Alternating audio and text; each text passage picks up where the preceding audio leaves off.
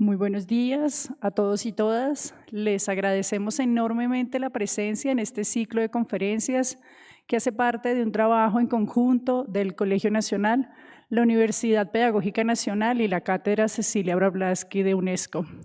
Agradecemos obviamente la presencia de la doctora Concepción Company. Es para nosotros un verdadero privilegio que usted nos permita cerrar este ciclo de conferencias en su compañía. Antes de iniciar y de presentar a la doctora, quisiera darle la palabra a nuestra compañera Marlene, que hace parte del equipo de difusión de la UPN, quien quiere transmitir a ustedes algunas palabras en relación con el cierre de este ciclo. Muchas gracias.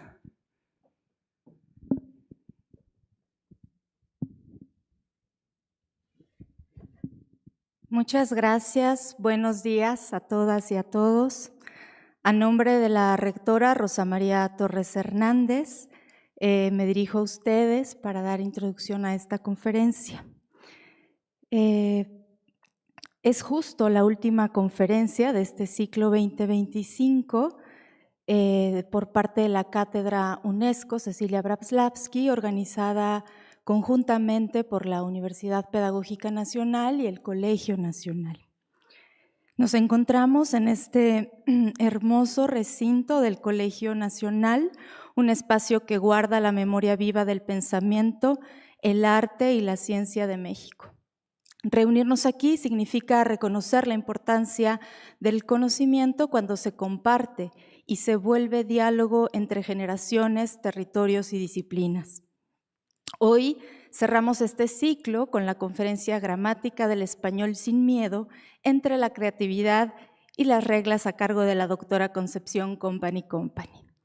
En el corazón de esta cátedra UNESCO Cecilia Brablaski late la convicción de que la educación transforma cuando une la reflexión académica con la práctica docente y cuando el conocimiento se pone al servicio del cuidado y la justicia social. Esta visión dialoga de manera muy cercana con el pensamiento de un filósofo y pedagogo norteamericano, Matthew Lipman, quien proponía en su texto Pensamiento Complejo y Educación, además autor del programa de filosofía para niños, que el propósito de enseñar no era la acumulación de los contenidos, sino el desarrollo de habilidades de pensamiento crítico, creativo y de cuidado. Cuidado de sí, de los otros y de lo otro que nos habita. Lipman sostenía que el encuentro entre las y los especialistas y el trabajo cotidiano de las aulas podía renovar a la pedagogía desde dentro. Pensar en una educación bancaria, pasar de una educación bancaria a una educación reflexiva, capaz de enseñar a pensar no matemáticas propiamente, sino a pensar matemáticamente. No a enseñar historias, sino a enseñar a pensar históricamente o quizás lingüísticamente, más allá de repetir saberes. Es también la misión de esta cátedra crear puentes entre la investigación, la docencia y la vida social para construir una educación sensible, dialogante y profundamente humana.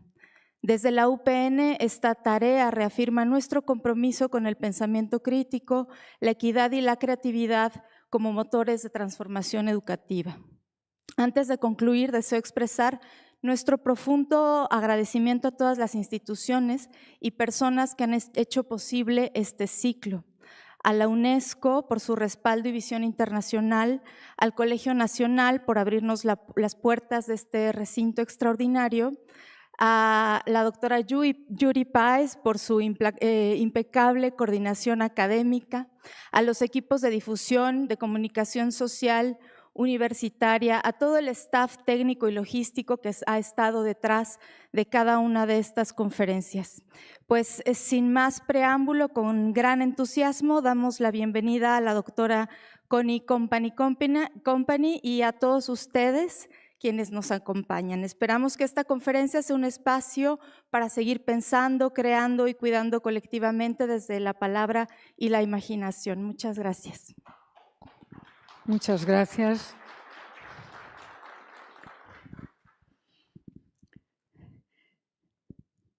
Bien, Muy bienvenidos sean todos ustedes. Buenos días, bienvenidos al Colegio Nacional.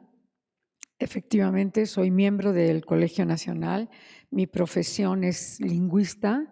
Mi casa laboral, tengo 3 casas. La primera es la UNAM, soy investigadora emérita de la UNAM.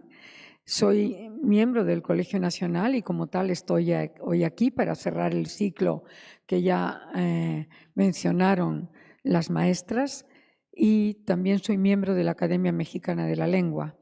Llevo toda mi vida reflexionando sobre qué es una lengua, qué es una gramática y haciendo investigación en gramática.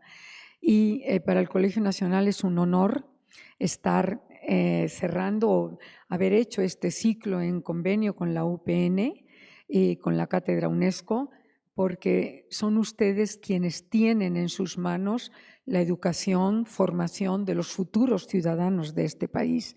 Es una labor importantísima y en ese sentido, teniendo muy en mente y muy en claro esa labor social para la que ustedes tienen gran responsabilidad y nosotros tenemos una responsabilidad atrás, digamos, de esa responsabilidad inmediata, se me ocurrió o pensé que sería bueno hablar de lengua y gramática, del español sin miedo, porque yo sé que la lingüística suele ser un coco, suele ser una disciplina que la mayoría de la gente abomina, la gramática la abominan, piensan que solo son reglas, y lo que voy a intentar mostrar es que es un finísima herramienta genética y cultural que está de manera entreverada. La creatividad que nos permite la herencia genética está entreverada con creatividades y con reglas de las que somos herederos y que solemos cambiar, pero muy poco, y que en general, como seres humanos hablantes, somos muy codos. Nadie quiere cambiar nada. Ese es un principio básico de la lingüística histórica, de la gramática histórica, y es que nadie quiere transformar la lengua porque no quiere que haya quiebres en la comunicación, en la interacción. Bien, con este marco de presentación breve, es por qué enseñar lengua y gramática. Por una obviedad que ustedes deben saber y deben tener de manera intravenosa: derecho de todo ser humano a tener calidad de vida con la propia lengua. La lengua, por supuesto, tiene gramática, existe en la gramática, con la gramática, y cuando digo derecho de todo ser humano a tener calidad de vida con la propia lengua, es cualquier lengua que el individuo considere lengua materna, que no tiene que ser la lengua que mamó en casa, sino que es la lengua con la que el individuo funciona en el día a día y se siente cómodo. Suele ser la lengua materna, pero la que mamó en casa, pero no tiene necesariamente que coincidir. Eso es lo que entendemos hoy por lengua materna, aquella con la que el individuo funciona en su día a día. Por eso, me voy a permitir decir, es una tragedia que 5 millones, casi 5 millones de hablantes indígenas no puedan solucionar su día a día en su lengua. ¿Qué significa solucionar su día en su lengua? Cobrar quincenas de calidad al final de la quincena y poder gestionar su vida cotidiana. O sea, la preservación de las lenguas indígenas no es un asunto de, hay que preservar la memoria prehispánica. No, yo no voy a hablar de lenguas indígenas porque no sé nada de ellas, no es mi campo. Voy a hablar de lengua española, en parte historia de la lengua española, pero la tragedia de que se hayan perdido desde las independencias hacia acá, de la independencia para acá, de manera acelerada, y desde Benito Juárez para acá, de manera aceleradísima, es una tragedia porque le estamos quitando derechos de vida a los hablantes. O sea, no es por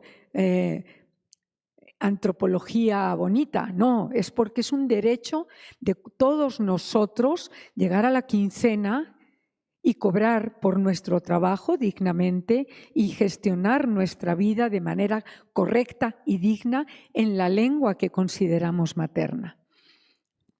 Por supuesto, no hay lengua sin gramática, cualquier lengua.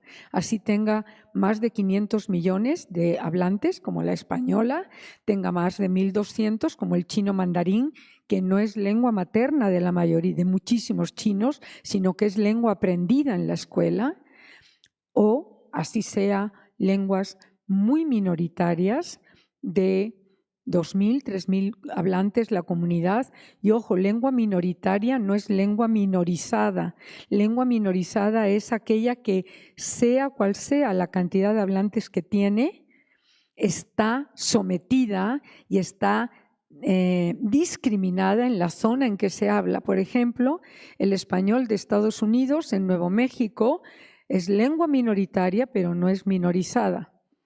O sea, uno llega a Nuevo México y todo el mundo tiene conciencia e incluso orgullo de que ahí fue una zona de lengua española, puesto que México se extendía como Nueva España hasta todo el sur de Estados Unidos, parte de la California, parte de Florida. En cambio, uno cruza a Arizona, que está al lado, y uno va a Tucson y claramente ve que la lengua española, que no es minoritaria en Arizona, es muchísimos hablantes de lengua española, es una lengua minorizada. Entonces hay que tomar en cuenta esto. Sean lenguas minoritarias, sean lenguas minorizadas, sean lenguas estandarizadas que no entran en conflicto con otra lengua vecina, todos los individuos de esas lenguas tienen derecho a tener calidad de vida con la propia lengua, y es un derecho del individuo y es un correspondiente obligación del Estado, con mayúscula, de educar y estandarizar, que no es alfabetizar. Alfabetizar es un hecho menor. Estandarizar, darle herramientas para que salga airoso en la vida, y de eso vamos a hablar un poquito. Esta definición de lengua me parece muy buena, muy clara, es mía, por eso a lo mejor me parece tan buena, pero la lengua es una herramienta, es la más poderosa herramienta de enriquecimiento intercultural. Yo prefiero la palabra intercultural que multicultural, porque intercultural muestra las redes, los entrelazamientos, los entreveramientos que los seres humanos hacemos en nuestra gestión de comunicación diaria. Es la herramienta de contacto humano. El estado natural de los seres humanos es el contacto. Puede ser contacto con hablantes de la misma lengua, puede ser contacto con hablantes de otra lengua, no importa, pero el estado natural de nosotros es estar en contacto con otros seres humanos. Por eso costó tantísimo el costo humano que tuvo, afectivo, emocional, que tuvo la pandemia de encerrarnos. Si no llega a ser por San Zoom y por San Google Meet, no hubiéramos sobrevivido, y seguramente muchísimos psiquiátricos tuvieron que dar llegada, acogida a muchísimos enfermos mentales, porque se rompió este principio básico de que el contacto humano es el estado en el que los seres humanos funcionamos. La lengua es también la herramienta de gestión de vida cotidiana, como acabamos de decir, de expresión y afianzamiento de identidad o de identidades. Un país tan complejo como México no tiene una sola identidad lingüística cultural, tiene muchas identidades lingüísticas y culturales, aunque todas sean inteligibles entre sí. Es nuestro soporte, la lengua es nuestro soporte de percepción del mundo, de intercambios comerciales, por supuesto, es fundamental. Por eso estamos todos pendientes y preocupados de qué va a ocurrir en junio del año 26 con el TEMEC, porque eso proporciona, ese tratado de comercio va a proporcionar miles de empleos que van a proporcionar calidad de vida, y por supuesto es la herramienta del Estado en todas sus facetas. Las independencias se realizaron con lengua española, esa es la gran paradoja. Como ustedes saben, la conquista se realizó con lenguas indígenas, con unos soportes humanos indígenas que estaban hartos del imperio mexica, y la independencia de los españoles se realizó toda con lengua española. Esa es una gran paradoja. La progresiva laicización que hemos experimentado desde el siglo XVIII, ¿qué significa eso? Que cuando decimos adiós, que es un adverbio en español, ya nadie se acuerda de Dios. Y en el siglo XVI, XVII, todavía XV, claramente era una invocación de Dios te guarde, a Dios te encargo. Esa era la frase, luego se recortó la frase y nos quedamos con el adiós, y se produjo una laización o laicización de la sociedad progresiva a nivel mundial para lenguas indoeuropeas, sea donde sea la latitud que se hable, el inglés de Australia, el español americano, el español europeo, el inglés el francés de Haití, o el francés criollo de Haití, o el francés de Francia. Todas han sufrido a partir del siglo XVIII como producto de la Ilustración, de la llegada de la Ilustración a la sociedad y del pensamiento ilustrado, se produjo una progresiva laicización de la sociedad. Adiós es un ejemplo de los muchos que podríamos mencionar. O cuando decimos Virgen Santa, ya nadie se acuerda de la Virgen, evidentemente. ¿Ven? Esas son expresiones que reflejan que ya son laicas totalmente, cuando no lo eran en su origen, y por supuesto es la herramienta del Estado para la organización social, moderna, democrática, etc. La lengua, dominar la lengua, la gramática de una lengua, nos da seguridad y nos da libertad. Por eso es importante enseñar lengua, no es diciendo, ay, qué aburrido, qué horror, otra vez lingüística. No, es importante, nos da herramientas de vida.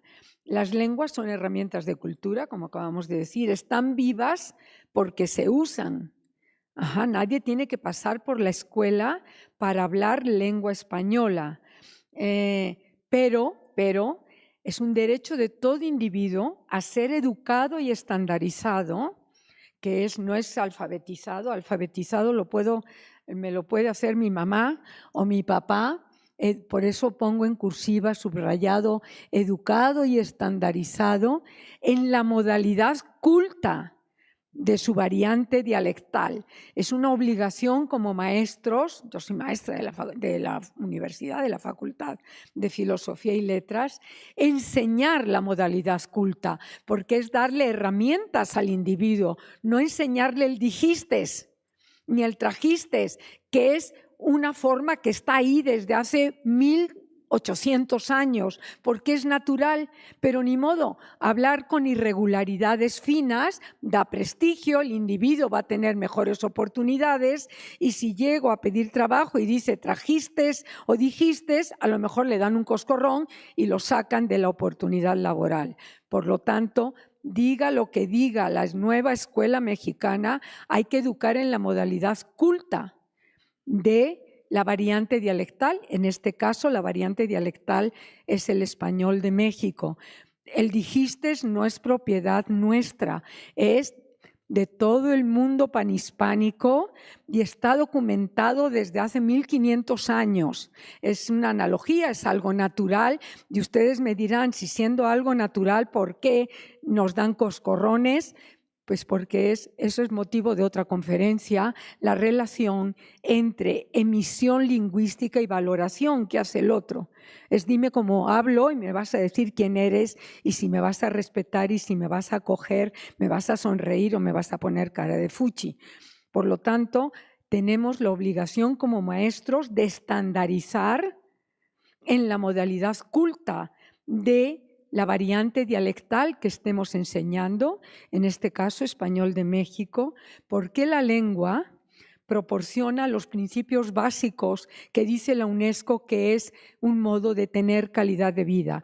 Proporciona seguridad, en la interacción, proporciona capacidad de tomar decisiones más rápidamente, permite salir airoso en la vida si tuve la fortuna de pasar por la escuela y tener un buen maestro, y permite subir en la escala social. Eso es una necesidad, un deseo de cualquier ser humano. Subir en la escala social es tener una quincena mejor.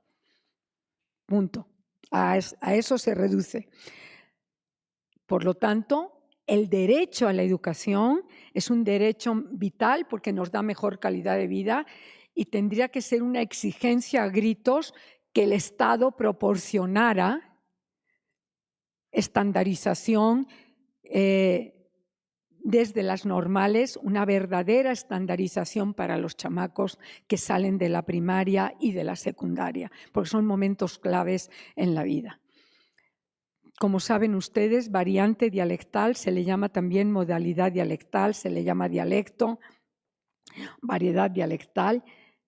Las lenguas viven en sus variantes.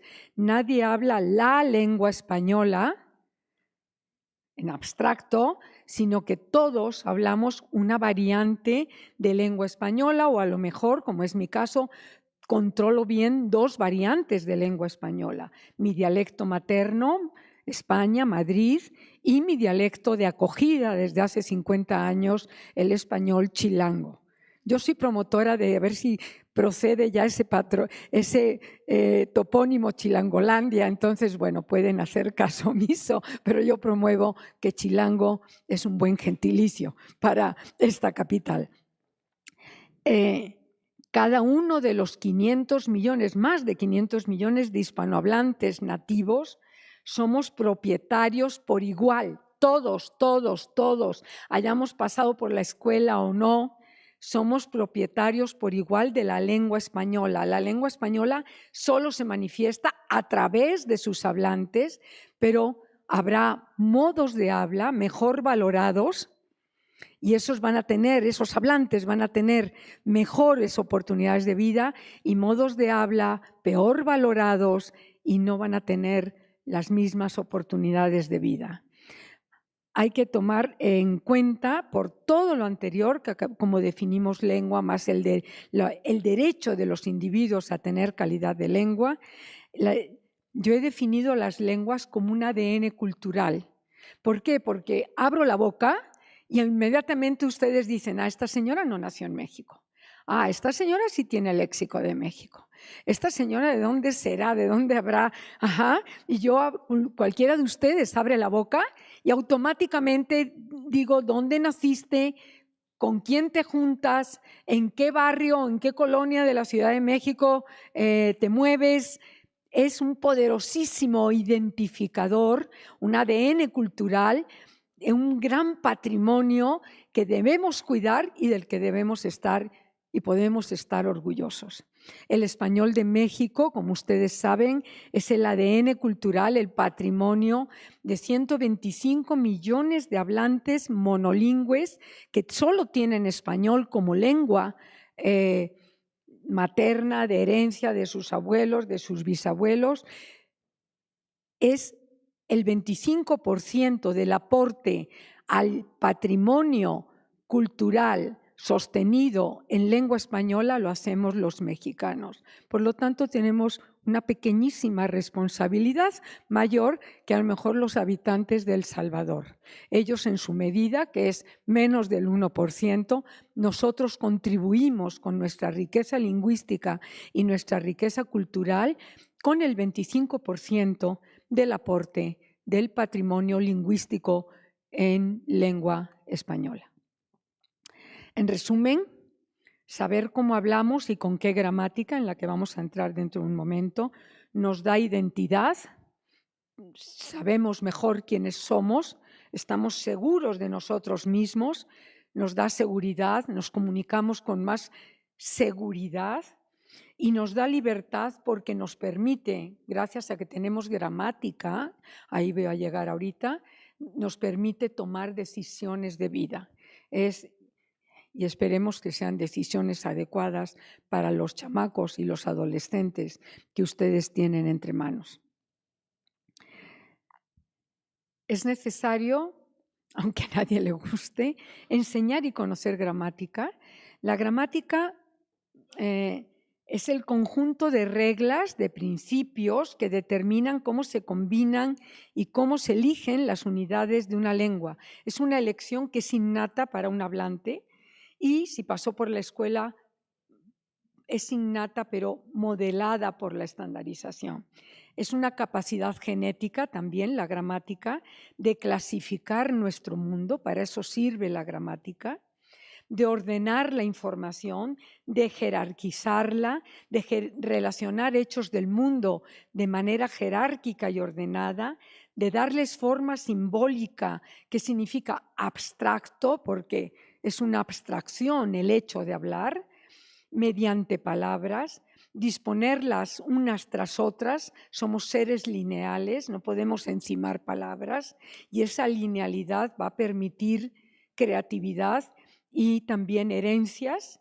Y discernir con la gramática podemos, un principio muy básico, lo que es similar y lo que es diferente. Necesitamos de gramática por algo muy básico, porque ponemos orden en la cabeza. Al aprender gramática, yo de niña, el programa escolar en el que hice mi primaria y secundaria tenía latín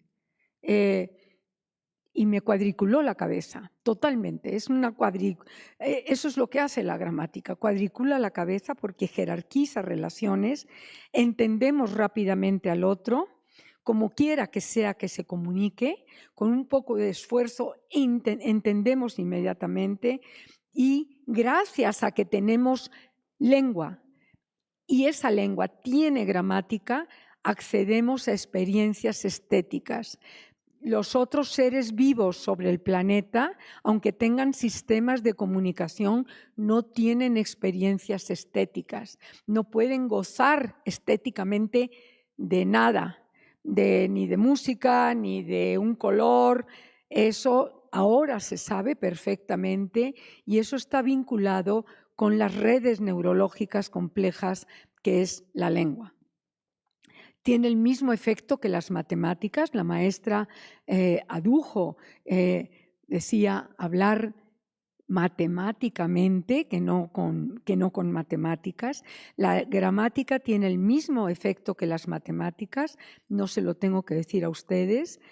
Y como bien saben todos ustedes, el control de las pruebas de PISA controla fundamentalmente matemáticas y gramática. Este Program for International Student Assessment, por sus siglas en inglés, que lo único que nos dice es si el adolescente tiene la maduración cerebral, porque no controlan en las pruebas de PISA, no controlan información.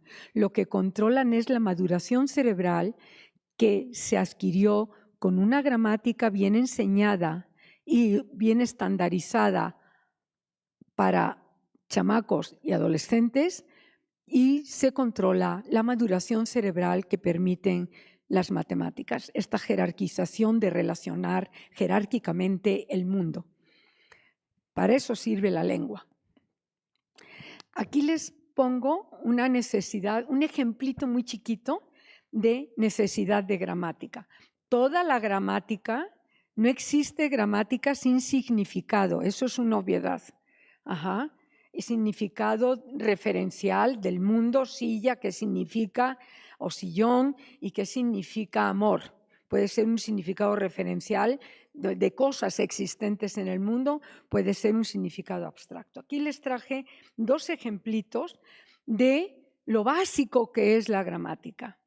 Les traje el sistema de pronombres tónicos de la lengua española, que yo supongo que en algún momento se enseña en primaria. Muy bien.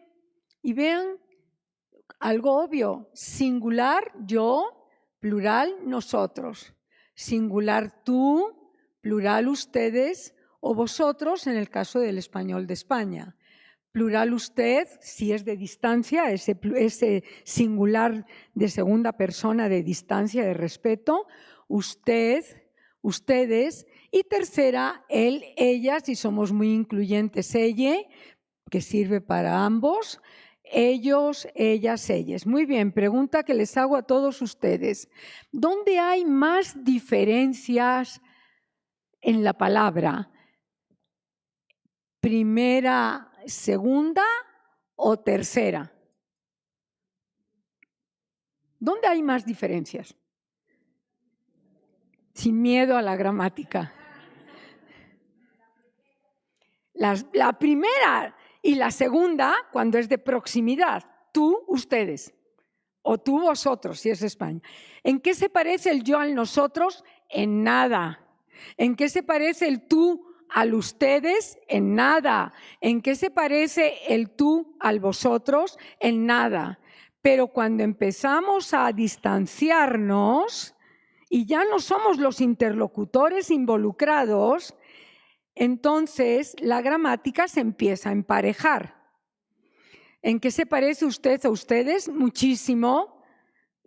Segunda, de distancia, de respeto, pues nada más le añado el plural ES porque acaba en consonante D. ¿Y en qué se parece? ¿En qué se parece él, ella, a ellos, ellas, ellas? En todo, y nada más le añado una S. ¿Qué quiere decir?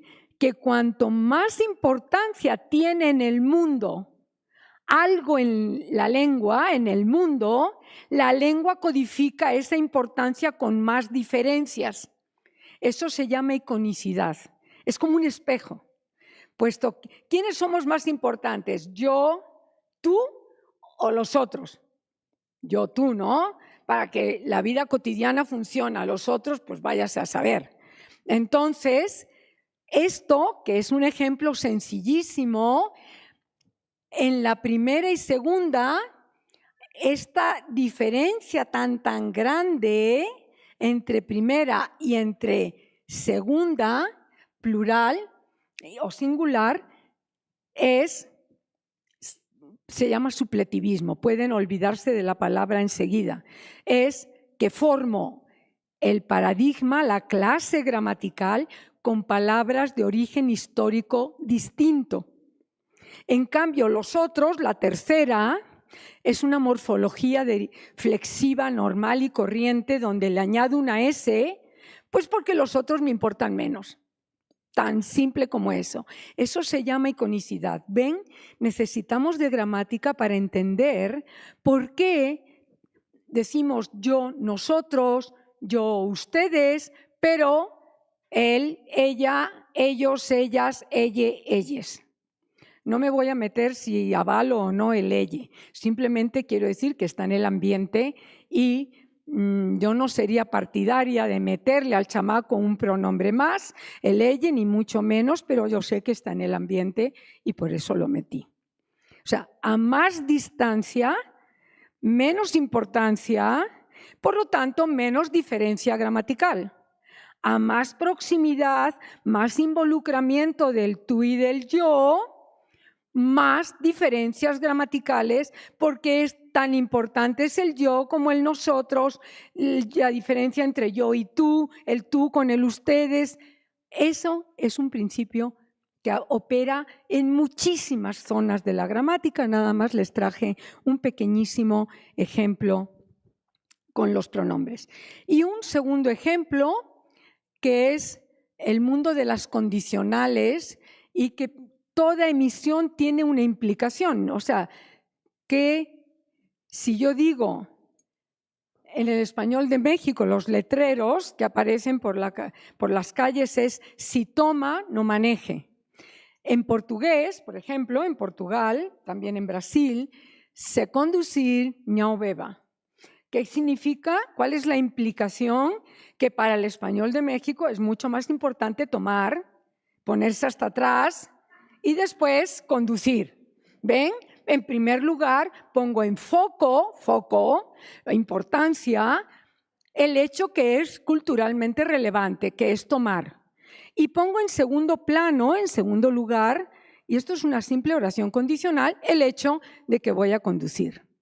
En portugués no quiere decir que los portugueses beban menos o más, no. La lengua es un filtro abstracto, simbólico. Significa que para Portugal, para el portugués, el foco es que tengo que conducir y por consecuencia la implicación es que no debo manejar. ¿Ven? El mismo hecho del mundo conceptualizado de dos maneras porque las implicaciones culturales, el arraigo, el marco cultural en el que está arraigado el español de México es distinto del arraigo cultural en el que está la lengua portuguesa.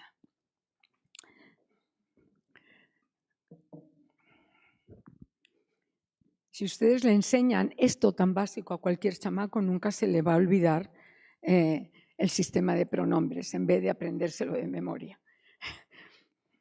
Muy bien, ¿qué es una lengua natural? Como todos ustedes saben, es aquella con la que se nace, con cuya capacidad se nace, a no ser que se nazca con una patología cerebral que me impide tener lengua.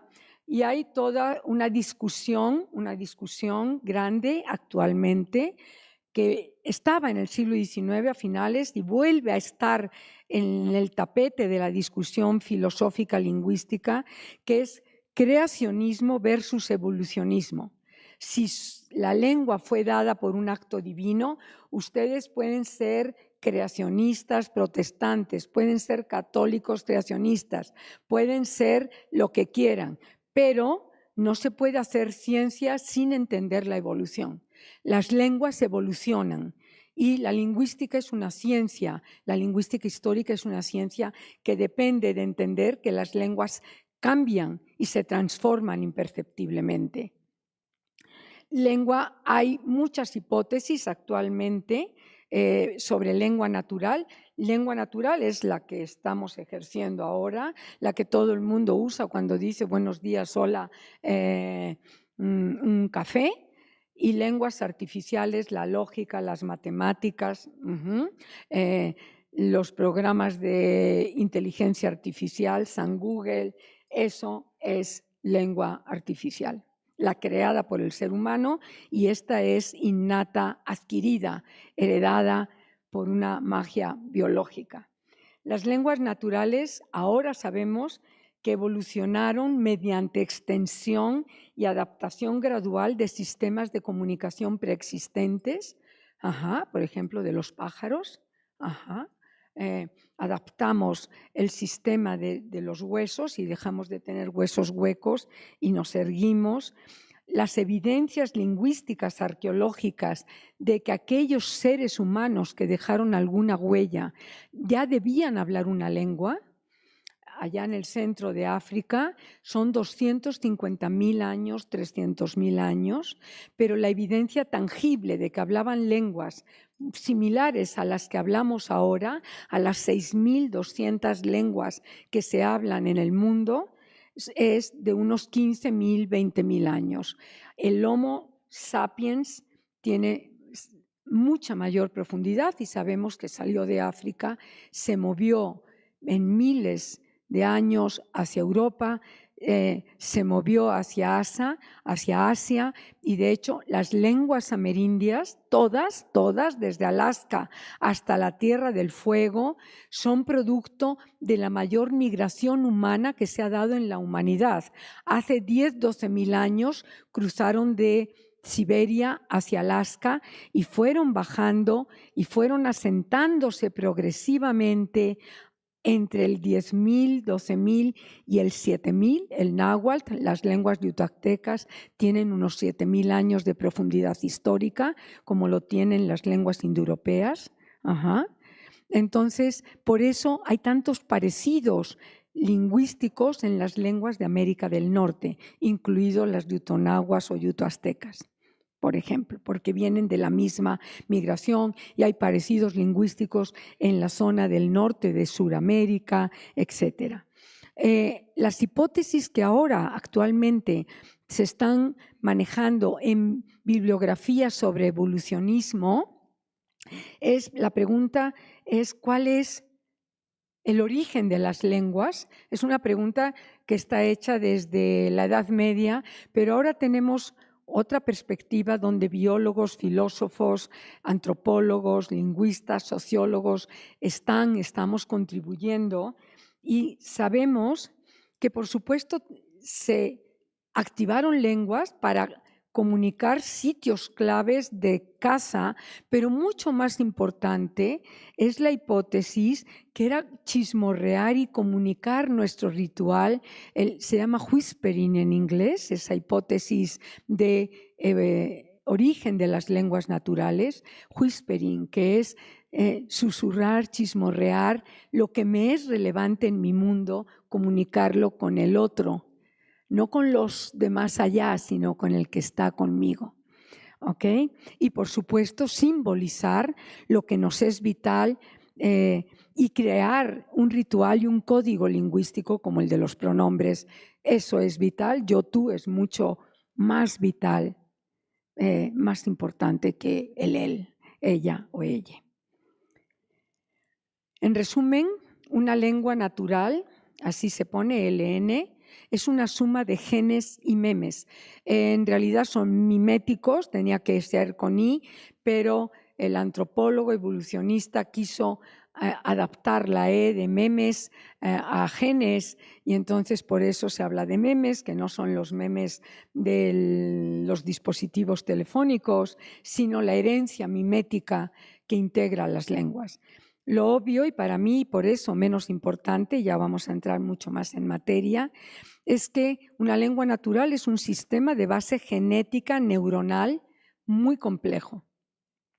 Sabemos que hacemos un promedio de unas 100 millones de hipnosis al día en un individuo que no tenga que hablar mucho.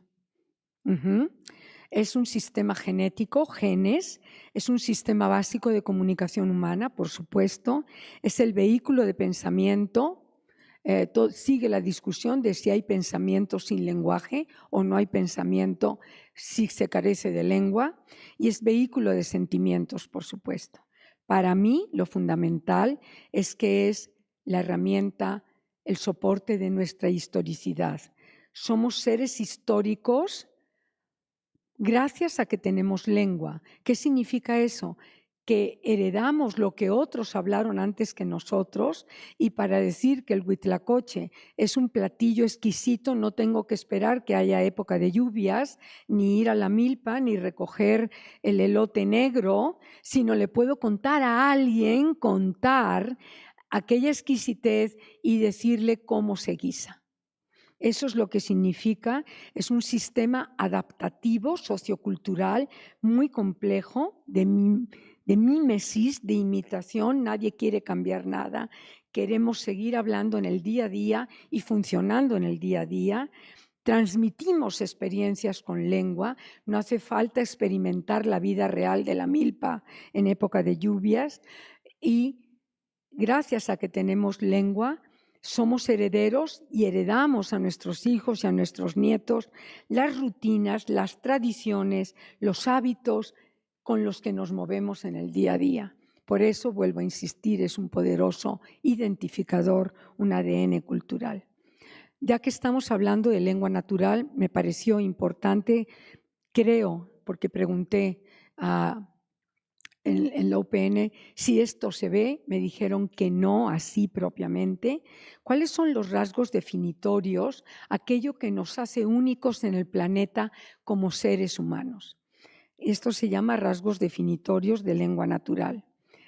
El acuerdo entre antropólogos, sociólogos, lingüistas, biólogos, evolucionistas, teólogos, es que tenemos 15 rasgos, algunos de ellos compartidos con menor calidad con otros sistemas de comunicación animal. Pero los fundamentales, y que vamos a ver, no sé si en profundidad, pero voy a intentar aprovechar los 20 minutos que me quedarían: doble articulación, arbitrariedad, desplazamiento, libertad, vía vocal auditiva. Me voy a permitir leerlos con ustedes. Historicidad, ya lo hemos visto. Prevaricación, que es capacidad de mentir. Somos una especie capaz de mentir, de desplazar significante y significado. Transmisión irradiada y recepción dirigida. Se desvanece rápidamente la señal. Tenemos retroalimentación total. Si nos equivocamos, nos corregimos. Es un sistema altamente especializado. Tenemos reflexividad, esto es único para el planeta. Somos los únicos seres que podemos usar la lengua para hablar de la lengua y reflexionar si algo está bien dicho o mal dicho. Esto se llama reflexividad. Productividad se le llama también recursividad. Semanticidad, o todos los sistemas son semióticos, llevan significado. Intercambiabilidad, el hablante se convierte en oyente cuando el otro habla, e integración por un número determinado de unidades o signos, mayor o menor, pero integración. Bien, vamos a ver aquellos que me parecen que muestran mejor este juego entre altísima creatividad y al mismo tiempo una herencia como en un molde que nos encajona en un molde porque no queremos cambiar nada. Les traje este rasgo que es una obviedad, vía vocal auditiva, y dos rasgos y especialización, porque nadie se para a reflexionar un momento sobre la magia de que tengamos un sistema no especializado para hablar, sino que es para ingerir y para respirar. Y de camino hablamos. Es un sistema altísimamente complejo.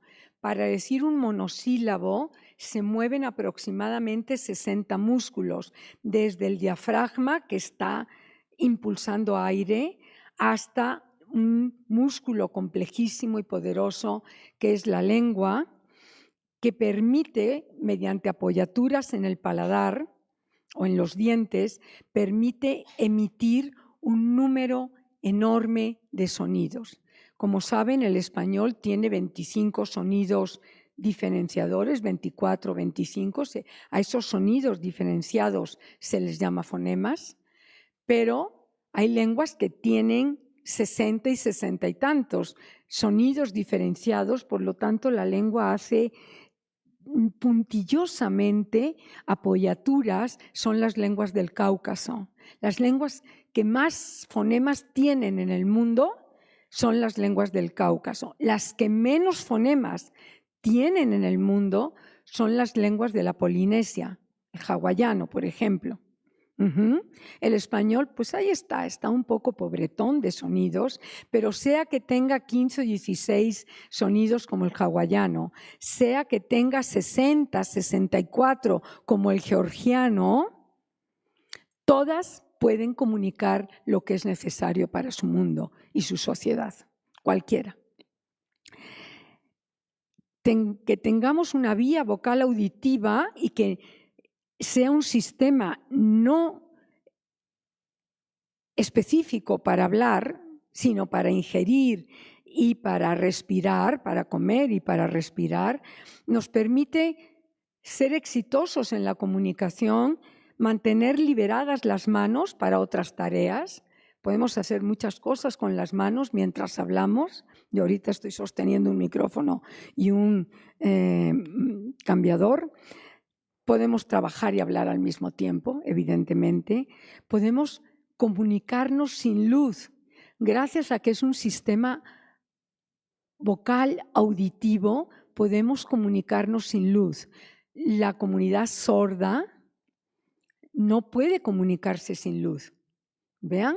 Una cosa tan simple, tan simple. Por supuesto, tener columna vertebral, haber elongado el cuello, nos permite tener una riqueza de sonidos que le es impensable a otros sistemas de comunicación animal.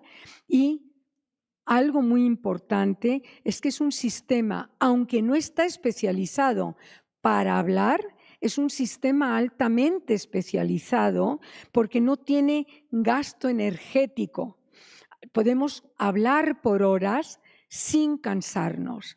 O sea, si ustedes corren el maratón o corren de aquí a Bellas Artes, pues acaban hechos polvo, ¿no? Eso tiene gasto energético. Esa capacidad motriz no es un sistema especializado, va directamente sobre el organismo. En cambio, hablar, ustedes pueden hablar por horas, sean compadres, comadres o sean quienes sean, pueden hablar por horas y no hay ningún gasto energético.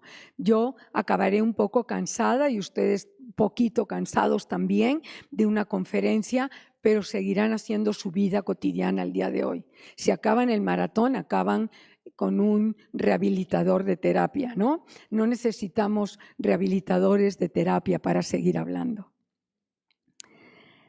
Otro rasgo que parece una tontería es que tenemos transmisión irradiada, parece tan obvio, pero es tan mágico, y recepción dirigida.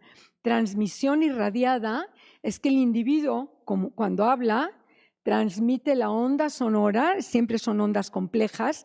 ¿Qué significa compleja? Que tiene varias ondas en la emisión de A, por ejemplo. A, tiene varias ondas a su vez. Pero el oído es como un filtro poderosísimo, poderosísimo, y solo oye lo que quiere y le conviene. Está comprobadísimo que cuando se comparte la misma lengua, la lengua materna que hayan decidido tú y yo, oímos solo los fonemas. Ustedes al principio dijeron, esta señora no es de aquí, pero rápidamente se olvidaron de esa pregunta para poder seguir la conferencia. Es decir, oímos fonémicamente. En cambio, cuando oímos una lengua extranjera que no controlamos, oímos todo diferente. Eso está comprobado. Y además, gracias a este rasgo, yo puedo seguir hablando de espaldas y la onda les va a llegar igual. O sea, me van a oír igual, ¿ven? O sea, permite una gran movilidad posicional, esté donde esté, me puedo poner en la esquina y seguir hablando con ustedes, no pasa nada. Es gracias a la irradiación de la onda compleja, y el oído es un filtro poderosísimo.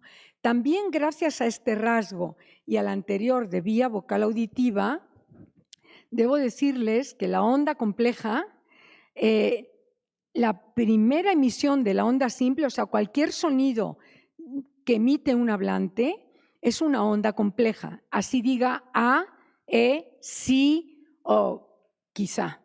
Son ondas complejas. La primera onda que emite se emite a cierta altura de milésimas de segundo, cierta altura. Se llama altura, la I es más aguda que la A, que es más grave. Pues muy bien, esa onda primera, que se llama la fundamental, es distinta en cada ser humano de los 8.200 millones que habitamos el planeta. Vean, por eso James Bond puede acercarse, se hacen las películas, por eso James Bond puede acercarse a la puerta de seguridad y dice Bond. ¿Por qué? Porque la onda fundamental, la primera de la B, es única para James Bond, no porque le hagan magia en esa puerta, sino porque hay una recepción y hay una emisión y es altísimamente, sofisticadamente especializado. No hay ningún ser humano que tenga la misma habla que el otro, así hayan nacido en la misma casa y hayan mamado la misma lengua materna.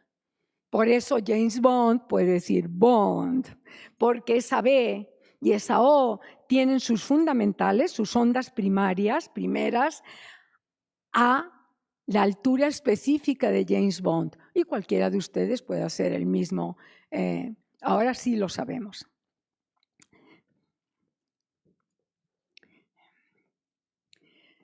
Historicidad, voy a pasar muy rápidamente, es transmitir experiencias mediante lengua.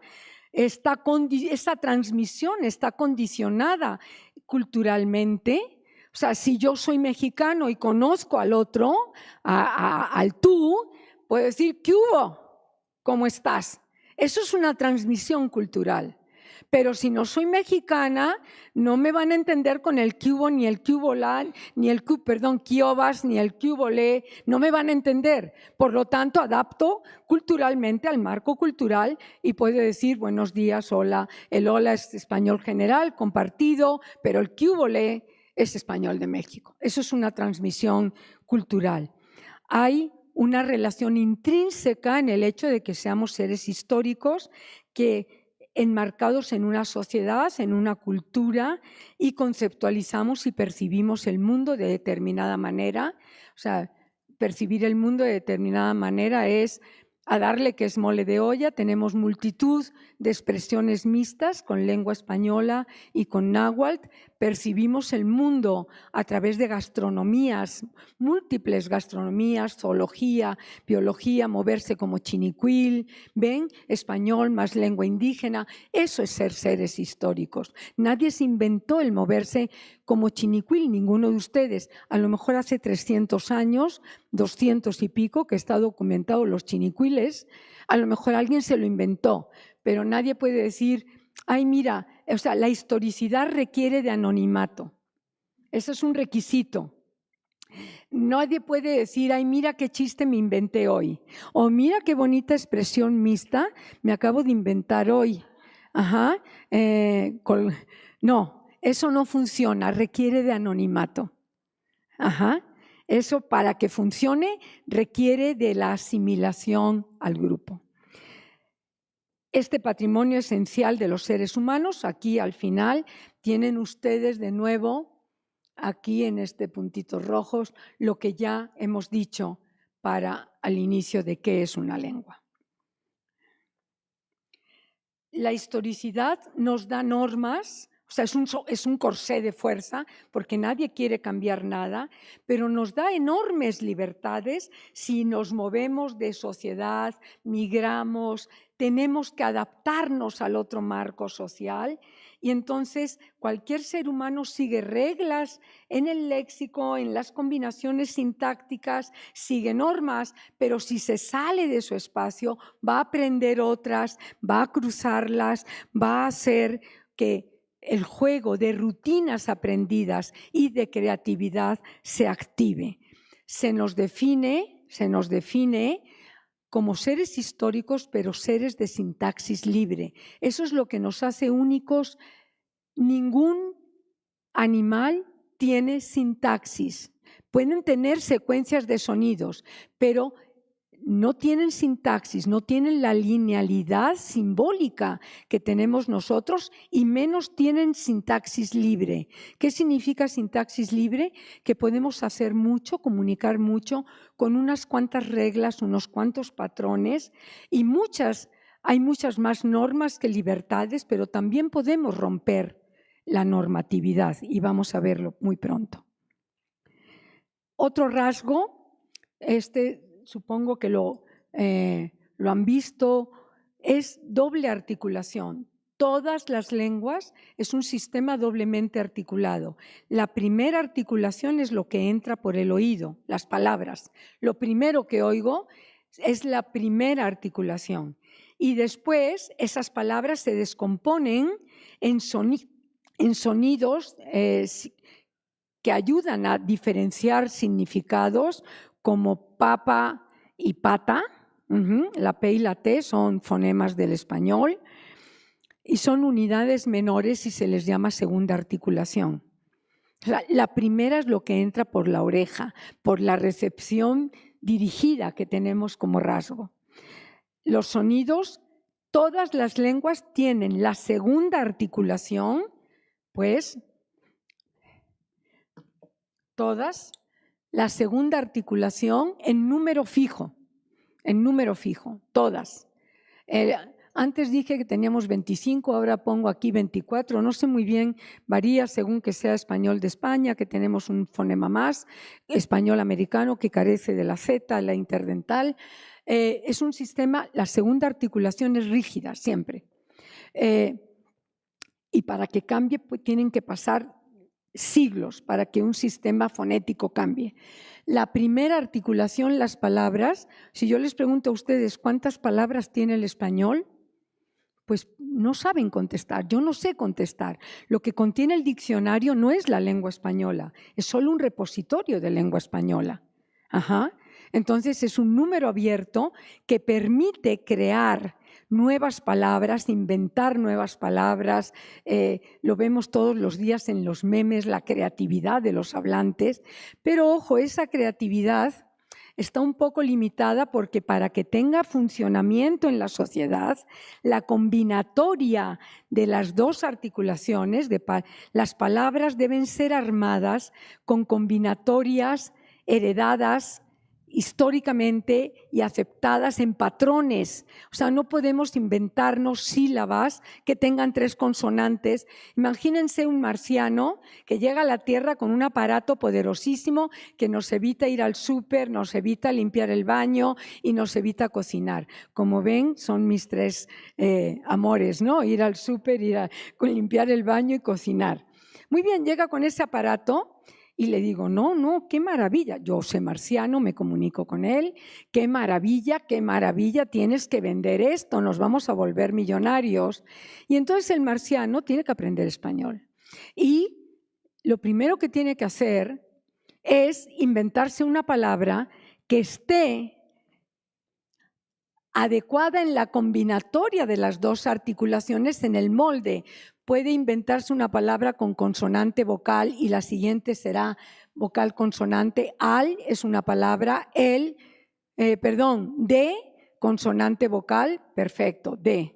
Puede ser vocal consonante como él, ellos, es una vocal, consonante vocal, consonante vocal, consonante, consonante, consonante vocal. Hay una serie de patrones, pero no se puede inventar el marciano una palabra que tenga 3 o 4 consonantes, porque no existe en español y los otros no van a entender nada y no van a comprar el aparato.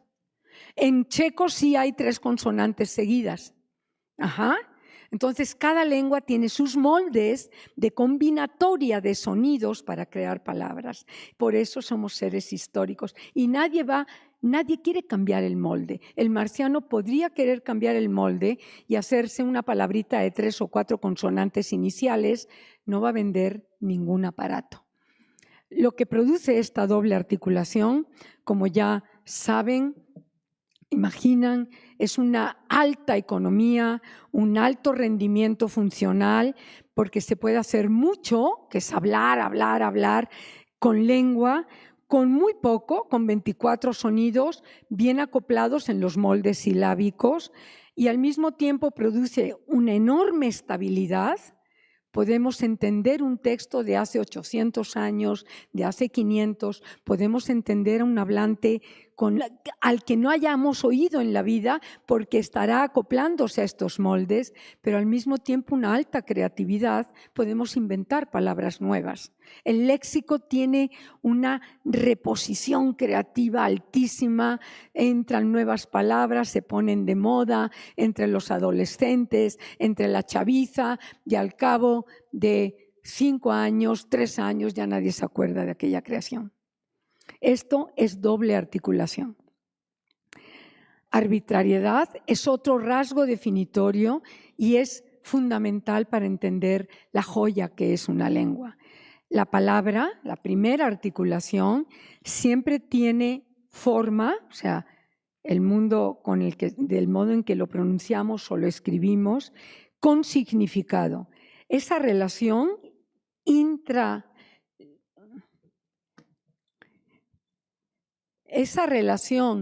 de forma, arete, que es un diminutivo de aro, y ya nadie se acuerda que en México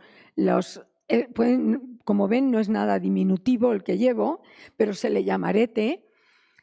Objeto de adorno en lóbulo de oreja de las personas. Hace 100 años yo tendría que haber definido esto de las mujeres. Y hace 300 tendría que haber puesto de hombres y mujeres. Los reyes, la nobleza llevaba aretes, también los piratas.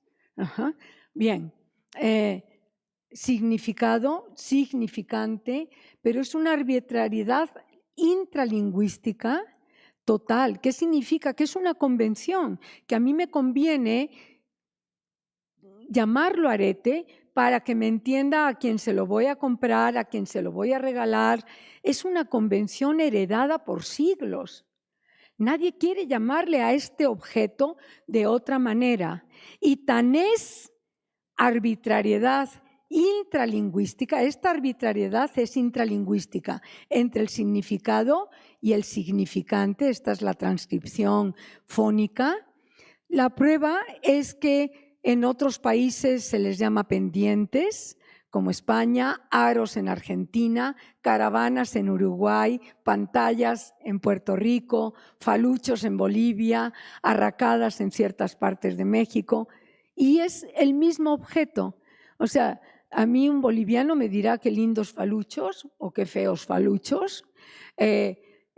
Un puertorriqueño me dirá qué lindas pantallas te compraste, dónde las compraste o qué feas pantallas. En México lo llamamos arete y ese es nuestro estándar y esa es nuestra norma y así lo debemos enseñar porque así lo hemos heredado. Bien, pero también hay una arbitrariedad extralingüística. Es absolutamente una convención que se le llama arete, aunque el objeto tenga formas muy distintas. No importa, si yo le digo a todas ustedes, o a todos, quizá lleven aretes, denme sus aretes, van a ver la gama de objetos diferentes en el mundo. Aquí les traje todos dorados, pero bueno, son muy diferentes. Y se nombra igual, se nombra arete, porque es una convención distinta. ¿Y eso qué nos permite? Que sea arbitrarios los signos permite una joya de creatividad, una joya. Por un lado, aquí le podemos dar distinto significado a la misma palabra, porque es arbitrario.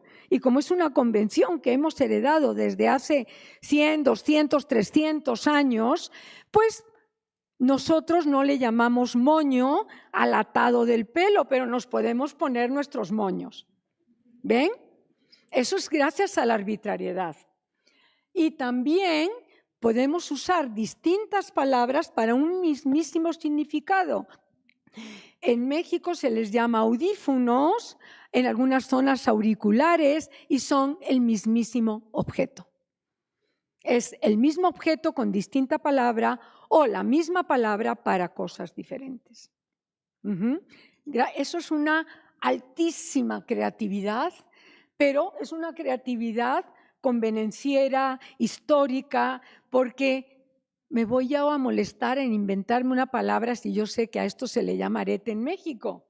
¿Para qué me lo voy a inventar o para qué tengo que buscarme? Me encanta la de los uruguayos de caravanas, me encanta, pero no va a surtir efecto comunicativo porque no lo he heredado, ¿ven? Entonces es un juego entre creatividad, mucha creatividad. Me puedo poner mis moños, aunque tenga el pelo muy cortito, porque no tiene nada que ver con los chongos. Y puedo tener el mismísimo objeto y llamarlo de varias maneras. ¿Qué es lo que nos permite la arbitrariedad?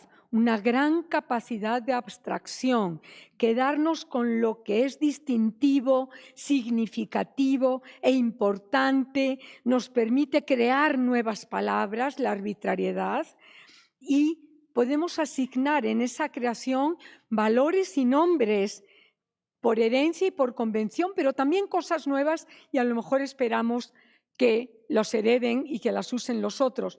Por eso, por ejemplo, el lenguaje de las feministas o este lenguaje incluyente tiene serios problemas para prosperar porque está intentando romper reglas de convención histórica, está usando la arbitrariedad, por supuesto, pero las probabilidades de que prospere no van a depender de las feministas ni del gobierno, ni de la palestra política donde diga estimadas y estimados. No, va a depender de que aquello se sedimente y prospere, va a depender de que yo a mi hijo y mi hija en la noche les diga, niño y niña, hija e hijo, vamos a la cama que hay que dormir. Y yo creo que nadie hace eso en su casa. Si no llega a la casa, si no llega a la vida cotidiana, va a prosperar mal porque no está bien insertado históricamente. Solo se usa para ciertos aspectos de la sociedad. Esta arbitrariedad está en Platón, en el mito de la caverna, en el diálogo de la República. Hay unos prisioneros el mito de la caverna, fue el primero, hasta donde yo sé, que formuló la arbitrariedad del signo lingüístico sin llamarlo arbitrariedad ni llamarlo signo lingüístico. Pero aquellos prisioneros de la caverna, en el Diálogo de la República de Platón, están prisioneros y tienen delante una especie de velo, sábana, y ven el mundo a través de ese velo. Y entonces nombran el mundo que ven a través del velo, fijándose en lo que es relevante e importante de aquello que ven, no los detalles. Por lo tanto, lo que hacemos los seres humanos, gracias a que los signos son arbitrarios, es quedarnos con lo que es importante. Se llame arete, falucho, caravana, es un objeto de adorno que cuelga de las orejas de las personas, porque si cuelga de aquí no es arete, es un piercing, un anglicismo, ¿de acuerdo? Y si cuelga de otras partes es piercing, ¿ok? Entonces ya no es arete. Borges, no sé si han leído ese cuento que tiene un toque de cuento fantástico de Borges, de Funes el Memorioso.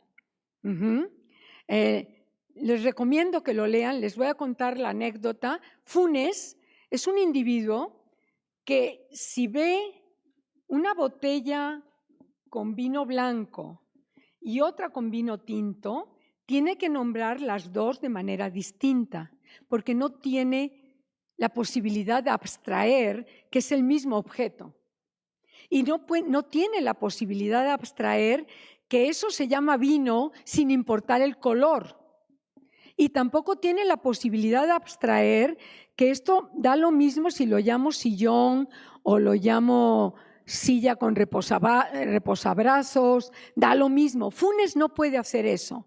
Y entonces va nombrando y nombrando y nombrando con palabras diferentes cada objeto del mundo que lo rodea. Mis colegas literatos dicen que Funes se muere porque no hay un exceso de memoria y de palabras. No. Funes no nace como ser humano. Funes le falta lo fundamental, que es la capacidad de abstracción gracias a la arbitrariedad. Funes no es un ser humano, por eso puede ser un cuento de ciencia ficción. Lo que se inventó Borges es un individuo que no es un ser humano, porque no tiene lo esencial que somos seres altamente simbólicos y que le asignamos valor por convención histórica, simbólicos pero muy creativos. Sabemos que amor es una palabra positiva y eso es lo que hemos heredado desde hace 2000 años. Podríamos haberle asignado un valor negativo y a ira asignarle un valor positivo y no negativo. Nadie nos lo hubiera impedido, nadie se lo hubiera impedido a nuestro bisabuelo, tatarabuelo Cicerón. Pero no fue así. Heredamos simbólicamente valores a las palabras, abstraemos, no me importa si la silla es de color beige, si tiene tela lisa o tiene, yo a eso lo llamo silla o sillón, me da lo mismo. Funes no puede hacer eso, por lo tanto, la interpretación lingüística mía es que no es que se le truene el coco por la cantidad de palabras que se tuvo que inventar, no, es porque Funes se muere, porque no nace como ser humano, que es la esencialidad de ser humano, es que tenemos signos, usamos signos altamente arbitrarios, heredados, abstractos, simbólicos, y no nos importa si la silla es beige, azul marino, si las patas son negras, si las patas son de... Eso se llama silla aquí y en China. Bueno, en China no, aquí y en Buenos Aires o en Madrid.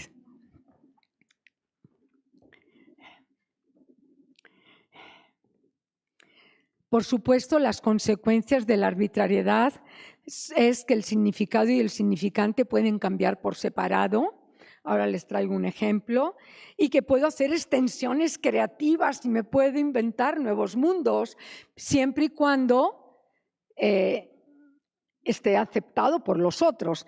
Debo decir que las feministas están en la misma línea de Platón y de Borges, porque quieren nombrar el mundo de otra manera. Ella, nosotros, todes. Muy bien, es hacer uso de la creatividad, de la arbitrariedad. Lo que pasa es que hay que esperar a ver si aquello prospera o no, para que pase al estado de lengua heredada. No lo sabemos. Significado y significante pueden cambiar por separado. Eso es una maravilla. O sea, nos podemos quedar con lo mismo, pero lo podemos cambiar.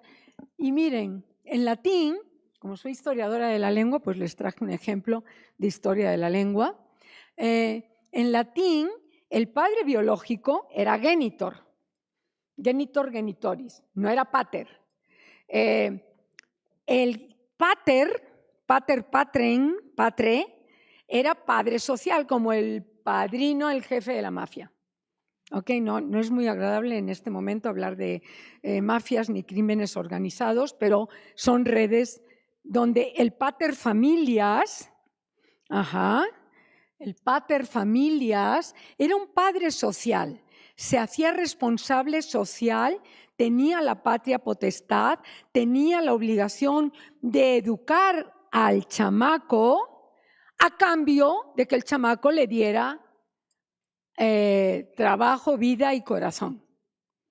El genitor no importaba y nadie dice actual. Y lo interesante es que en español el padre, nada más con un pequeñísimo cambio, esta T se convirtió en D porque va entre dos sonidos altamente, dos fonemas sonoros, la A y la R. Se convirtió en padre biológico, casi no cambió el significante. Patre, padre, pero cambió radicalmente el significado gracias a la arbitrariedad del signo, porque vino el cristianismo y obligó a la paternidad responsable.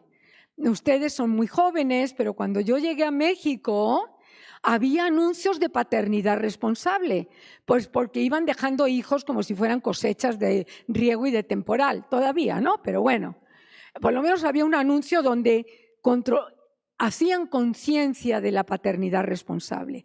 Esa paternidad responsable se la inventó el cristianismo, no el mundo romano. El mundo romano tenía un genitor para procrear biológicamente, pero nadie ahora dice te presento a mis progenitores. Si yo digo te presento a mis progenitores, me llevan a la casa de la risa, ¿cierto? Por lo tanto, ha cambiado históricamente radicalmente el mundo cultural, la relación significado-significante, pero mínimamente el significante ha cambiado a cambio de un gran cambio cultural profundo generado por el cristianismo. Por el cristianismo, que es que te hagas cargo de los hijos que procreas. Eso es un invento del cristianismo. Hay otros inventos, para otra conferencia les traigo todos los inventos. Podremos ser ateos, pero somos hijos del cristianismo, de una gran revolución cultural, lingüística producida entre el siglo I y el siglo III de nuestra era. Y por supuesto, gracias a la arbitrariedad del signo, podemos hacer extensiones y combinatorias creativas maravillosas manteniendo la forma. Porque somos herederos y no queremos cambiar tanto, y entonces los chapulines pues no solo son los insectos, sino también son los políticos que andan cambiando de bando cada 2 por 3 y más si es época de elecciones. Y podemos, por lo tanto, a partir de ese chapulín extendido metafóricamente, inventarnos el paradigma completo, chapulinear, chapulinismo, ¿no? Podemos hacer esas creaciones basadas en una extensión metafórica. Una metáfora es simplemente extender el significado de una palabra a otros ámbitos culturales y cognitivos. Eso es una metáfora. Y eso es gracias a la capacidad de asociación que nos da la arbitrariedad intralingüística heredada y la extralingüística, de poder tener cosas diferentes llamándole lo mismo. Podemos echar el moco en el atole y no tenemos mocos, y no hay atoles. Pero entendemos muy bien si somos mexicanos, por eso tenemos que somos seres históricos, lo que significa echar el moco en el atole. Eso es una metáfora preciosa, con un nahuatlismo y un verbo ligero, un verbo de semántica ligera como echar del español.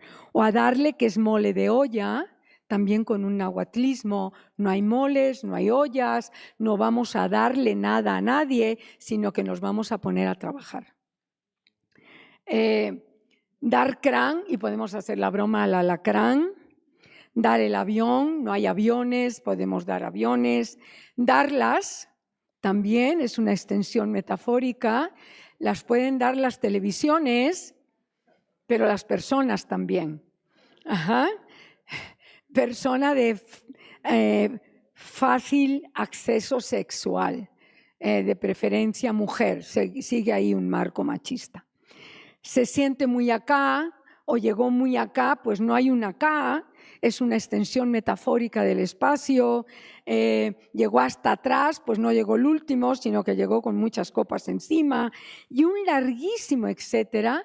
La creatividad es gracias a la arbitrariedad y las reglas heredadas, el molde que heredamos es gracias a la arbitrariedad. Consecuencia de esta arbitrariedad es que podemos usar la lengua de manera desplazada, o sea, no tenemos que tener el estímulo delante, fuego, para hablar de fuego, no tenemos que tener aretes delante para hablar de lo mucho que me gustan los aretes. Podemos, gracias a la arbitrariedad, genera signos desplazados. Y gracias a ese desplazamiento, se le llama libertad de estímulo, podemos hacer literatura, pues, porque es imaginar mundos, crear mundos. Podemos imaginarnos otros mundos, podemos hacer viajes con la cabeza gracias a la arbitrariedad, porque tenemos estímulo, libres de estímulo, y podemos hacer ciencia. No habría ciencia sin hipótesis. ¿Qué es la hipótesis? Plantear un mundo posible y después lo voy a comprobar científicamente. Prevaricar es capacidad de mentir, donde el significado y el significante no cumplen la convención arbitraria esperada. Entonces, todos los chistes lingüísticos, por ejemplo, están basados en que se prevarica, se desplaza la relación esperada de significado y significante. Crear mundos posibles, inexistentes, es hacer chistes. Desplazamiento o libertad de estímulo más prevaricación son las bases de la literatura. Somos los únicos seres que podemos prevaricar, mentir no en el sentido ético, moral, sino en el sentido lingüístico, donde la relación entre significante y significado queda desajustada y provoca sorpresa. Gracias a estos dos rasgos se puede hacer literatura y se puede hacer ciencia, y lo que subyace a esto es el poder de la palabra. Como ustedes saben, en la visión judeocristiana, en el principio fue el verbo, y lo hemos visto en políticas recientes, la capacidad de la palabra es la que da la realidad, exista o no la realidad. ¿Ven? Ese es el poder de la palabra. Y es gracias a arbitrariedad más desplazamiento o libertad de estímulo, de ambos modos se llama, y gracias a prevaricación. Conclusiones, ahora sí acabamos. Hemos visto que la lengua nos da seguridad, conocer nuestra lengua, estandarizar. Ustedes, con la obligación social, moral que tienen con los chavos de primaria y secundaria, tienen la obligación de mostrarles y obligación moral de que enseñar lengua es dar seguridad y libertad de decisiones para cualquier individuo. Derecho de todo individuo de ser estandarizado con su modalidad gramatical culta. Yo no tengo por qué enseñar español de España, ni español de Argentina, ni español de El Salvador.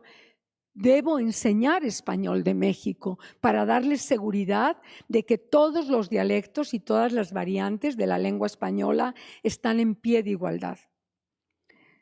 La gramática hemos visto que son rutinas y rutinas, más mucha creatividad. Necesitamos de gramática. La gramática siempre nos sorprende por la sutileza, como este sistema de pronombres, por qué varía tanto en primera y segunda persona y no varía casi nada en tercera, pues porque es icónico. Usamos lo que es importante, le damos más código. Eso es lo básico. Lo que es importante para un hablante siempre le va a dar más código. Hemos mencionado brevemente hipótesis de surgimiento de lengua natural y hemos visto aquí algunos rasgos definitorios de lengua natural. Quisiera que se quedaran con la poderosísima arbitrariedad de los signos lingüísticos y la magia de la doble articulación, la recepción dirigida, que funcionamos como un filtro poderoso en el oído, y la simpleza de la vía vocal auditiva. Gracias a esa vía vocal auditiva somos seres humanos y podemos comunicarnos. Muchísimas gracias.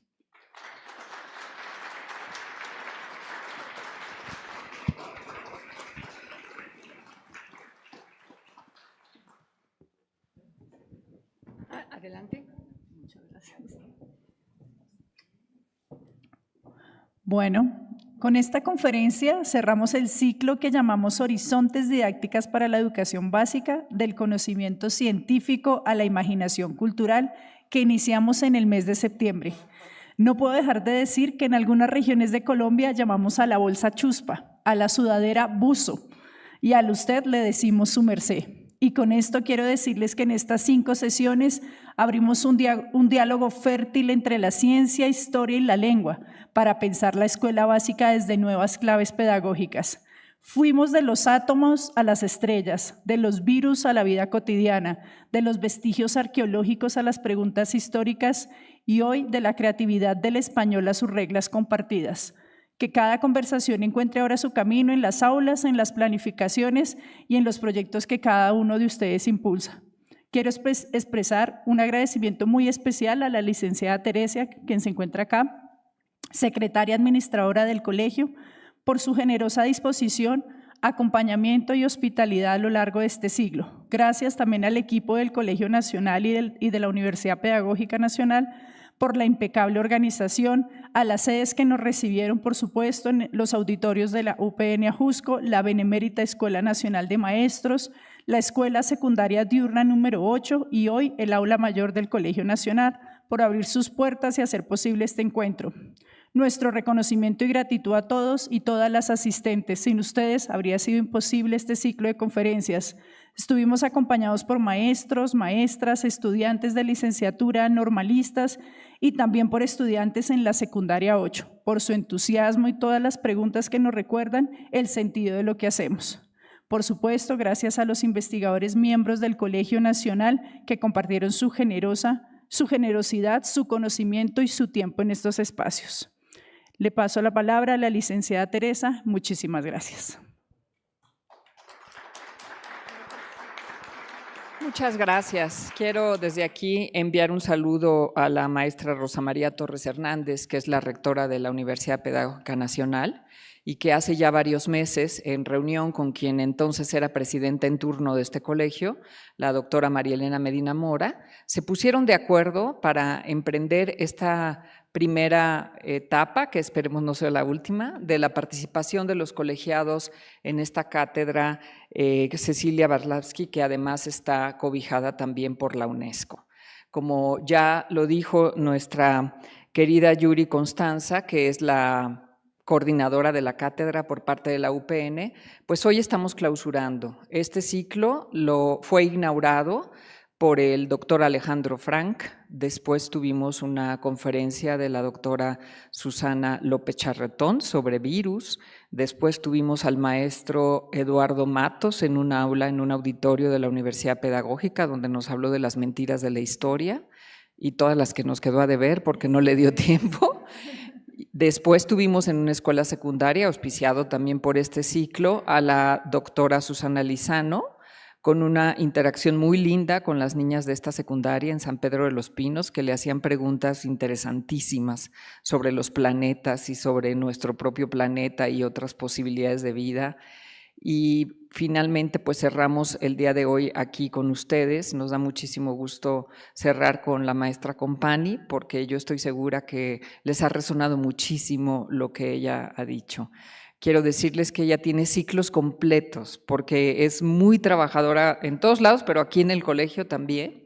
Y tiene ciclos completos sobre el español y sobre la gramática, tiene publicaciones con nosotros que ustedes pueden encontrar ahí en la librería, nos encantaría que la visitaran. Ustedes tienen un descuento el día de hoy que podrían también aprovechar. A quienes llegaron a la visita guiada, muchas gracias por haberse tomado el tiempo de conocer nuestro edificio, pero quiero decirles que la invitación sigue abierta. Esta es la casa de ustedes, a los colegiados les interesa muchísimo, muchísimo trabajar con el magisterio, con todos los que se están formando como maestros. Así es que, por favor, nosotros normalmente tenemos los ciclos en línea, en YouTube, si a algunos se les pasó, si quieren buscarlos, que la doctora Compani ha hecho los últimos años, los pueden encontrar, pero no hay como tenerlos en vivo, no hay como tenerlos en casa, poder atenderlos, poderles dar visitas guiadas, poder resolver sus dudas, ¿no? Son para nosotros, ustedes son muy importantes, y los que vienen por primera vez, pues que no sea la última. Licenciada Marlene Guadalupe Camarena, directora de difusión de la UPN, muchas gracias por estar el día de hoy aquí, por acompañarnos. También yo sé que en representación, bueno, propia y de la rectora, que ha tenido mucho interés en este ciclo. Esperemos poder hacer algo similar el próximo año, pero la casa está abierta, la puerta es para todos ustedes y de verdad esperemos que nos visiten. Si tienen tiempo, todavía está ahí la exposición del doctor Atl que pueden también recorrer. Así es que estamos a sus órdenes y muchísimas gracias.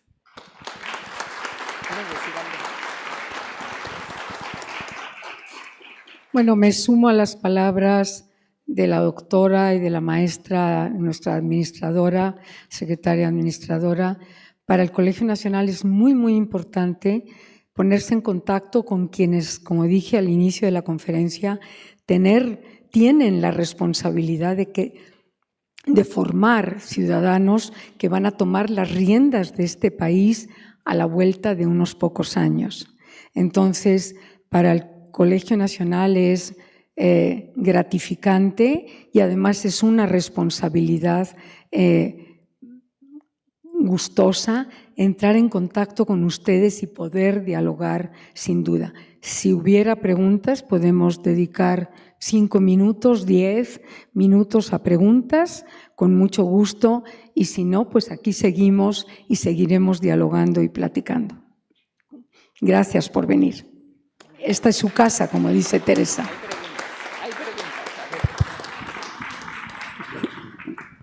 Hola, es un gusto acudir a todas sus conferencias, doctora Compani. Quería yo hacer 2 comentarios. Cuando usted decía que no hay 2 personas con el mismo tono o intensidad de voz o algo así, se me ocurrió la anécdota de la película de Ani Mastrujano, en que un cineasta mexicano invitó al japonés Toshiro Mifune, un actor ya consagrado con Akira Kurosawa, que viniera a personificar a Ani Mastrujano. Sí. Y le prestó la voz Narciso Busquets. Sí. Y casualmente resultaron del mismo tono y de la misma intensidad, de tal forma que fue muy aceptado en México y muy aceptado en Japón. Sí. Ese es el primer comentario. El segundo… Si me permite un momentito, por supuesto que podemos imitar la voz del otro, pero nunca es la voz del otro.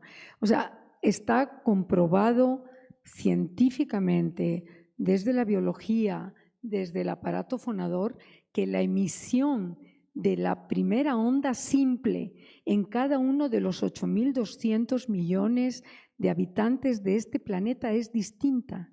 O sea, sí podemos imitar, por supuesto. Eso es gracias a que tenemos signos arbitrarios, podemos prevaricar, es imitar, pero no es la misma voz. Científicamente no.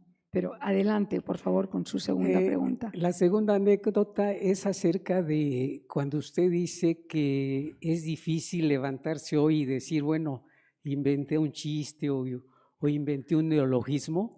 A propósito no es que de sea eso, difícil, es que no debe hacerlo si quiere que el chiste produzca efecto y se ría la gente. Porque si usted llega, miren qué chiste más lindo me inventé, van a poner todos una cara de fuchi y van a decir, pero no puedo decir la palabra porque es muy mal sonante. Adelante. sí, allá por los 80 hubo un escritor que en un libro que creo que tuvo muy buena aceptación de crítica, aunque eso le tocaría al doctor Christopher, que fue Eusebio Rubalcaba, Sí. en su libro Un hilito de sangre. Ahí, casi por página, junta 3 palabras y la última la dice en superlativo. Y hace un juego. Por supuesto, Ajá. podemos jugar porque somos seres de sintaxis libre, por supuesto, pero un escritor, pues por supuesto lo va a publicar, chances se lo van a publicar. No sé si mucha gente sigue leyendo esos juegos, ese escritor, posiblemente no. Lo único que digo es que para funcionar en sociedad hay un juego de convenciones donde yo no puedo llegar diciendo, miren qué creativo amanecí hoy, porque me van a decir, no. Bien, ¿alguna otra pregunta? Aquí otra y… Gracias, doctora Company.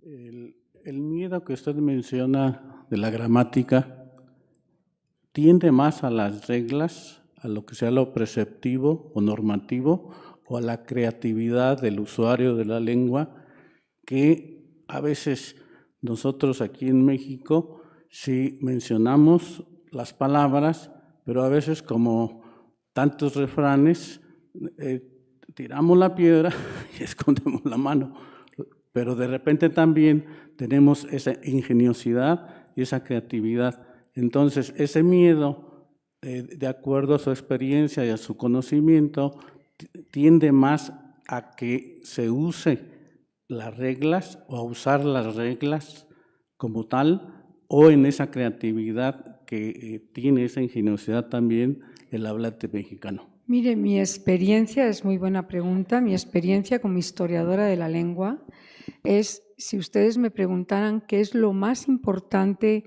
del cambio lingüístico y de la historia del español, yo les contestaría ahora, después de tener 10 volúmenes de una sintaxis histórica de la lengua española, es lo poco que cambia la lengua.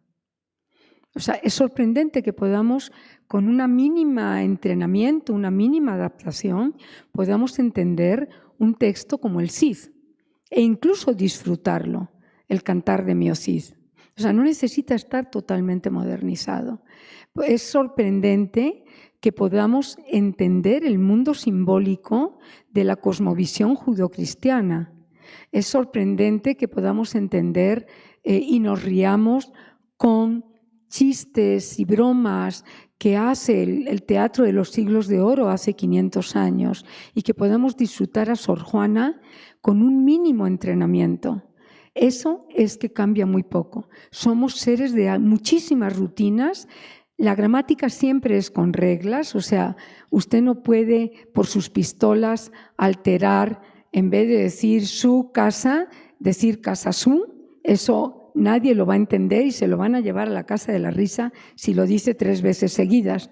Entonces, pues, pero el balance general es que hay muchísimas rutinas que no percibimos ni siquiera como reglas, muchísimas reglas, y que podemos imperceptiblemente, porque no queremos que nos digan no manches de otra manera, podemos romperlas y crear creatividad, pero somos sobre todo seres de muchísimas rutinas y somos seres que heredamos las reglas y no queremos cambiar nada. Esa es mi percepción de 40 años dedicada a la historia de la lengua. Lo más sorprendente es lo poco que cambia. Gracias. Es un placer estar escuchando soy de este tamaño. Es un placer escuchar Gracias. su transmisión irradiada. Un gozo. Gracias. En esto de la gramática menciona que nos sirve para clasificar el mundo, tiene significados, tiene. ¿Qué distancia hay con la literacidad? Bueno, ya el artículo 3 viene literacidad y nos dice leer entre líneas. ¿Qué distancia tenemos ahora después de que la escuchamos? Muchas gracias. Vamos a ver, la gramática es todo, la literacidad está insertada en gramática y no se interpreta lo mismo la literacidad, ni usted infiere los contextos, ni la lectura entre líneas, si es hablante de lengua española en México, así es hablante de lengua española de Madrid. O sea, usted o de Buenos Aires, usted puede dar órdenes y nadie se molesta. Eso es el entreverado de la literacidad, prácticamente está permeando todo y esa literacidad está hecha en gramática. Lo que usted me está preguntando es si hay mucha distancia entre la una y la otra. No, lo que hace la literacidad, la disciplina o las disciplinas que enfocan asuntos de literacidad es poner énfasis en ciertos aspectos de la gramática. Esa lectura entre líneas de si toma, no maneje, hay una implicatura. Esa es la que estudiaría la literacidad. O sea, para el español de México lo dado es que vamos a tomar, nos vamos a poner hasta atrás, aunque no estemos atrás. En el portugués, el foco, como dije, va a estar en que va a conducir. Por lo tanto, sé conducir, no beba. Lo que hace la literacidad es poner focos en el entreverado, en la entre líneas, en el contexto, en que todo debe estar adecuado a contexto y ser interpretado con contexto. Ese contexto lleva gramática y lo que hacemos los lingüistas es poner énfasis más en la lengua que vemos y oímos en primera instancia, sin que ello reste un ápice al hecho de que entendemos perfectamente que se lee entre líneas, que el contexto y el contexto son fundamentales para entender al señor Borges, por ejemplo. Funes el Memorioso, les recomiendo que lo lean realmente. ¿Sí? Estamos en un lugar donde está el pensamiento libre. Sí, atrás de esa pantalla, libertad por el saber. Pero en este momento hay una flama que nace en su corazón. Gracias. Esa flama nos rodea a todos. ¿Qué se toma? Porque la lanza de Sofía está siempre adelante y usted tiene esa lanza y esa llama en su corazón. Muchísimas gracias. Muchísimas gracias. Bueno, que tengan un bonito día. Siempre son bienvenidos al Colegio Nacional.